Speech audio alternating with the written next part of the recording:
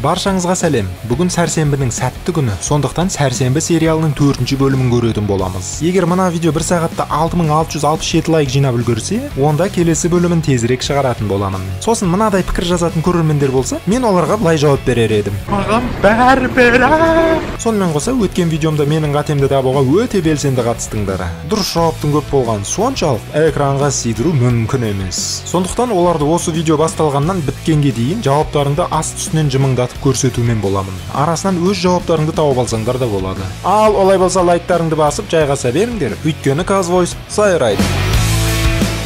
Өткен серияда Wednesday қылмыскер құбыжықты өз романының негізгі беті етіп, соларға түрлі теориялар құрып, оны енді іс жүзінде іздеуге көшеді. Wednesday зат екеуі мәйітхана бөлімшесіне еніп, құбыжықтың қолынан өлген бомжды тауып алады. Оны Wednesday шұқылап, сол аяғының тобықтан төмен кесіліп алғанын байқайды. Артынша бүкіл мәйіттер туралы ақпараттарды қағазға көшіріп алады. Бір кезде зат мәйітханаға біреулердің келе жатқанын хабарлайды. Сөйтсе, олар патологы, анатом және шериф екен. Екеуінің әңгімесін тыңдайтын болсақ, құбыжық әлгі соңғы мәйіттің табанын және саусағын хирургия әдіспен ажыратып алғаны анықталады. Шериф қызметкердің сою протоколын толтырып болған соң мәліметтерді өзіне жіберуін сұрайды. Және бұл туралы бұқаралық ақпарат құралдарына жайып жария қылмауын өтінеді. Кейіннен Wednesday бөлмесіне келіп, түсірген суреттеріне қарап отырып, құбыжық әрбір олжасын өлтірген соң, соның денесінен бір мүшесін кесіп алатынын байқайды. Ботаника сабағында сенбі күні оқушылар балы өтетін жайлы әңгіме дүкен құрылып жатады. Сондықтан мисс Торнхилл үй тапсырмасын бермеуді шешіп, барлығын уралатады. Ксавье Wednesdayдің баратынын бармайтынын сұрайды. Бірақ Ксавье сол жағына бұрыла бергенде, Wednesday оның мойнынан екі сызығы бар тыртықты байқап қалады. Сол кезде Wednesday Ксавьеге күдіктеніп, екі ойлы болады. Нәтижесінде Wednesday соны нақтылап алу мақсатында балға баратын болып шешеді. Сабақтан шыққан соң, соның сурет салатын қоймасына барып, 4 серия бойы мазалап жүрген құбыжықтың түрлі нұсқадағы бейнелі өнеріне тап болады. Солардың бір-екеуін қолға түсіріп қоймадан шығып келе жатқан кезде, оны Ксавье көріп қойып, сұрақпен Wednesdayді көміп тастайды. Сол кезде Wednesday Торнхиллдің үй тапсырмасын сенімен бірге орындағым келді деп сөзден авария болады. Ксавье үйге ешқандай тапсырма бермегенін айтып, Wednesdayдің Ксавьені балға шақыруға сылтау таппай тұрғанындай түрін байқайды. Сонда Wednesday өзін мәжбүрлеу арқылы аузынан мен балға бәрш деген сөзді әрең шығарады. Ал Ксавье оны естіп мәз болады. Оны жетеркүл жезтырнақ Энит естіп қойып, бөлмеде қуанышын білдіріп, Wednesdayге киіп баратын көйлек іздеудің жолын ұйымдастырады. Оның көрсеткен көйлектерінің барлығы кемпір қосақты қызғандыратын түстердің бәрін қамтитын болғандықтан, Wednesday олардың ешқайсысын елемей, оны жайына қалдырып, өзі шерифке айғақ апарып беруге жол тартады. Жол жөнекей зат оны түртіп, Юрай дүкеніне меңзеп бір көйлекті көрсетеді. Оған Wednesdayдің ойы кетіп, бір орында біраз сіресіп тұрып қалады. Бір кезде жоқ жерден Кимбот шығып қалып, Wednesdayдің таза ауада қыдырып жүргеніне риза болады. Біраздан кейін Wednesday бөлімшеге барып, шерифке Ксавьенің суреттерін көрсетеді. Шериф оның авторын сұрайды. Wednesday оны айтпай қояды. Өйткені шерифті жоғарыдан біреулер қысса, бұл аз уақыт ішінде кінәсіз адамды қылмыскер етіп қоюы әбден мүмкін. Солайша Wednesday Ксавьенің есімін атамай, Галпинмен келісім құрып, бірге жұмыс жасағысы келеді. Бірақ шериф Галпин оған, одан да Скуби-Ду мультфильмін көріп отыра берсеш деп Wednesdayдің басын теріс айналдырып үйіне қуып жібереді.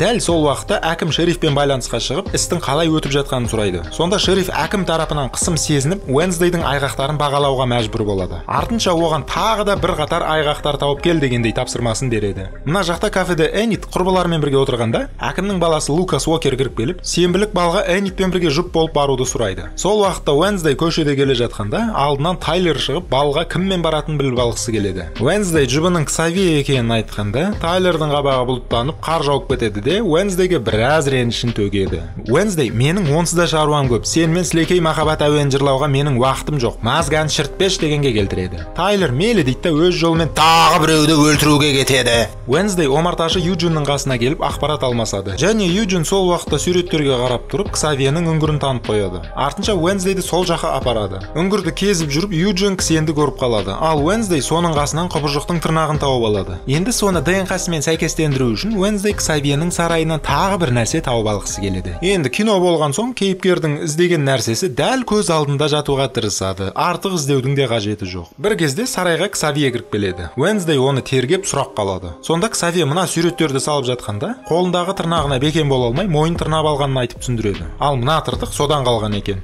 Былай айтқанда Ксавье Wednesdayдің көзіне бекемдігін ұстай алмай құбыжыққа айналып адамдарды өлтіріп жүрген іспетті болып тұр ғой. Мұндай ойға риза болмаған Ксавье Ксави, балға мені сонда соны зерттеу үшін ғана шақырып тұрсың ба деп Уэнсдейге ренжіп қалады. Артынша Уэнсдейді сарайдан қуып жібереді. Ол шерифтің кабинетіне келіп, тырнақпен қанға малынған шүберекті дәлел қылып алдына тастай салғанда, шериф риза болып оның атын сұрап алады. Уэнсдей оның атын айтпас бұрын ең алдымен ДНК сараптамаларын талап етеді. Сол кезде Галпин аузына құм толтырып не айтарын білмей қояды. Мына жақта Юджин жыпсыз қалып мұңайып отырады. Уэнсдей Ксавимен ұрысып қалғандықтан ол да жалғыздыққа басады. Сондықтан екі жалғыз құбыжықтың үстінен түсіп ұстап алу жоспарын құруға көшеді. Ал Ксави балға Бианкамен баратын болып шешті. Зат баспа машинасымен бір нәрсе жазып жатады. Ол не нәрсе десек, Уэнсдейдің тарапынан Тайлерге арналған балға шақыру билеті болып шығады. Оны оқып алған Тайлердің қабағынан бұлт тарқап күн ашылады. Ал енді бал басталып жұптар келіп жатады. Мисс Торнхилл есік алдынан оқушыларды күтіп алып швейцарлық қызмет атқарып тұрады. Залдың ішіне кіріп қалсақ, жұп-жұбымен жарасып жүрген оқушыларды көреміз. Бірақ арасында онша жараспайтын беті жоқ жұптарды да байқап қалатын жерімізде кездеседі. Бірақ олар әшейін әңгімелесіп тұрған екі дос шығар, енді маған да шілей сене бермеңдер. Содан директор мен Торнхиллдің әңгімесін тыңдайтын болсақ, Уимс жас кезінде бір жігітті балға шақырған екен. Бірақ ол жігіті бұны менсінбей Мартиша Франт, яғни Уэнсдейдің шешесі екені анықталады. Сондықтан алдыңғы серияда Уимс Мартишаға тіс қайрап отырғанда содан шығар деп ойлап қалуымыз екіталай. Уэнсдей бөлмесінде Юджинді күтіп дайындалып жатқан кезде есікті біреу қағады. Бұл кім екен деп отырғанымызда Тайлер болып шығады. Ол әдемі сөздер жазылған шақыру қағазын алғанын айтады. Бұл түрлігі үшін Уэнсдей затқа ұрысып, ескі көйлектерінің бірін киін деп жатқанда, зат әлгі өзі көзбен ен салып кеткен Юрай дүкеніндегі көйлекті дайындап қойған екен. Уэнсдей оны қалай сатып алдың деп таңғалады, ал біз болсақ оны жермен сүйретіп, дүниенің шаңын сүртіп, қалай тап-таза қылып әкелгеніне таңғаламыз. Содан Уэнсдей көйлегін киіп шығып, Тайлердің аузын ашып, астыңғы жағын салбыратады. Жақ деп, мына біреу жақсы сүйекті айтып отырмын, шілей астыға түсіп кетіп, басқаша түсініп жүрмеңдер құрсын. Содан екеуі балға бара жатқанда, алдарынан Юджин шығып қалады да, екі арада жоспар өзгеріп, құбыжықты ұстау операциясы ертеңге қалатын болып шықты. Бірақ Юджин Уэнсдейді тыңдамай, ер жүректілік танытып, үңгірге жалғыз аттанады. Балда Энит Аякстың ішін удай ашыту үшін Лукас Уокермен жұптасып жүрумен болады. Ал Бианка Ксавимен отырған кезде, залға Уэнсдей Тайлермен бірге кіріп келіп, бүкіл зейін құшағын өздеріне баурап алады. Уэнсдей Торнхиллді Тайлермен таныстырады. Осы жерде бір шикілік бар дегендей, Торнхилл оның Галпин екенін біліп танып қояды. Ксави Уэнсдейді кездестіріп, оған Тайлер жайлы біраз сұрақ ақтарады. Сол уақытта Юджин орманды мәңгіріп, шегірткелердің түр-түрін зерттеп жүреді. Лукас балды бұзатын арам жоспарын белгілеп отырады. Мына жақта Уэнсдей Тайлермен әңгімелесе бастайды. Тайлер бір кездері достарымен жабылып, Ксавиенің суреттерін жыртып тастағаны және басқа да жаман істері жайлы айтып, Уэнсдейдің алдында мың түрлі жолмен ақталады. Артынша екеуі, әсіресе Уэнсдей, хайптың төріне жайғасып, өзінің биімен бүкіл назарды өзіне аударады. Бұл бидің фонына қазақтың түрлі тойский әндерін қойып көрейін десем, авторлық құқықты бұзып алуы мүмкін. Сондықтан өздерің құлақтарыңа елестете салсаңдар да болады. Өйбай, мына кішкентай балаң жүрсін қараңдар. Содан сыртқа үңілетін болсақ, әлгі Уэнсдейден таяқ жеп жүретін Лукас бастаған үштік өртенген ескерткіштің кегін қайтарамыз деген оймен өрт сөндіру су бүріккіш құбырына қызыл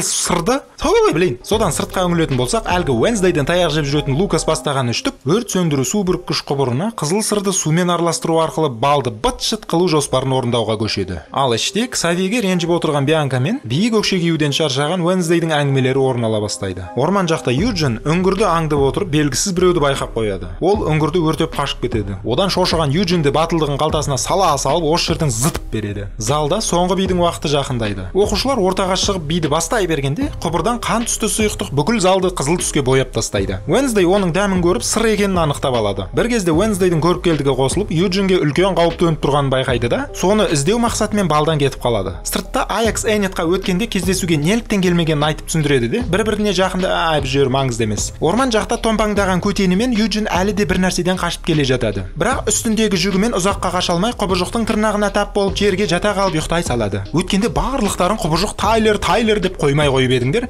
Қайдағы Тайлер? Егер Тайлер болса, онда ол қалай Уэнсдейден кейін шығып, орманға Уэнсдейден бұрын жетіп, Юджинге шабуылдауы мүмкін? Жазыңдаршы өз нұсқаларыңды комментарийға. Оның үстінен Уэнсдей Тайлерден бұрын орманға қашып кетеді. Ал Тайлер Уэнсдейді іздеп іште біраз уақыт жүріп қалады ғой? Мейлі, бір кезде Уэнсдей жараланған Юджинді тауып келеді. Дәл сол кезде арттан мисс Торнхилл да келіп қалады. Уэнсдей оған күдіктенген түрімен қарап, құбыжыққа айнала алатын тағы бір кандидатты тауып беретін жермен серия осы жерден аяқталады.